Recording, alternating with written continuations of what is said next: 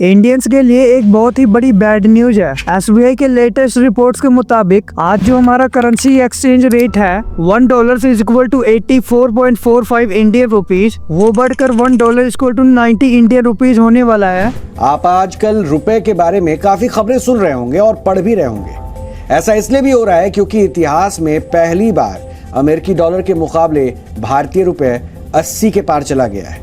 Now let's talk about the Indian rupee. It is having a tough time. Today the rupee suffered its worst single day drop in close to 2 months. क्योंकि Trump का election जीतने के बाद हमारे rupees की value तेजी से घटने वाली है। Trump's policies could impact the rupee as well. The Indian currency could depreciate more against the dollar. By how much? The SBI believes by 8 to 10%. कि डोनाल्ड ट्रंप की जीत के बाद इसका डायरेक्ट असर होता है भारतीय रुपया पर, तो इसीलिए हम ये वीकनेस देख रहे हैं। यस, आज के दौर में अनफॉर्चुनेटली हमारा कुछ ऐसा ही हाल हो गया है, हमारे देश का और हमारे देश के लोगों का भी। आज अमेरिका बड़े ही घमंड में कहता है कि हम एक आवाज भी मारे तो उसकी चीख पूरी दुनिया में सुनाई देगी। अनफॉर्चुनेटली कुछ है भी ऐसा ही, जिसकी वजह से अमेरिका के करेंसी रेट की वैल्यू से लगभग पूरी दुनिया ही कंपेयर की जाती है। आज अमेरिका के एक प्रेसिडेंट बदलते ही हमारे रुपीस की कीमत ताश के पत्तों जैसे बिखर सकती है। आज हमारे रुपीस की कीमत अमेरिकी डॉलर से की जाती है और इंडियन रुपीस को अमेरिकी डॉलर का गुलाम माना जाता है। लेकिन क्या आपको पता है कि हमारी ये स्थिति हमेशा से ऐसी नहीं थी। आज से करीब 2000 साल पहले ना सिचुएशन एग्जैक्ट उल्टा हुआ करता था। सन 77 AD की यह बात है।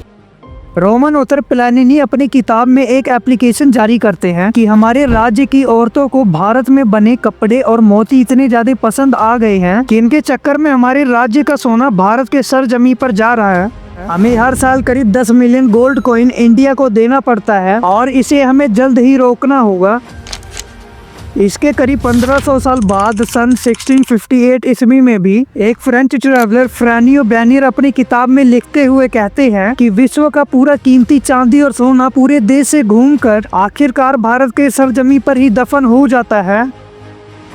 And then fast forward 1950s, renowned British economist professor Angus Maddison ने भी अपनी डेटा रिसर्च में खुल के ये कहा है कि सन 1700 तक यानी कि मुगलों के राज तक पूरे विश्व का 25% GDP अकेला भारत देश से ही आता था। बस अब सोचो कि 2024 में US जितना अमीर है, 1700s में हम उससे भी ज्यादा अमीर हुआ करते थे। भारत तब एक सोने की चिड़िया नहीं बल्कि एक चील था, बाकी देशों के मुकाबले आसमान की ऊंचाइयों में अपने पंख लहरा रहा था। लेकिन आज 2024 सुनकर बुरा जरूर लगेगा, पर हमारे रुपीस की औकात कम्प्लीटली US पर निर्भर हो चुकी है। हमारा देश सोने की चिड़िया से पत्थर बनता जा रहा है।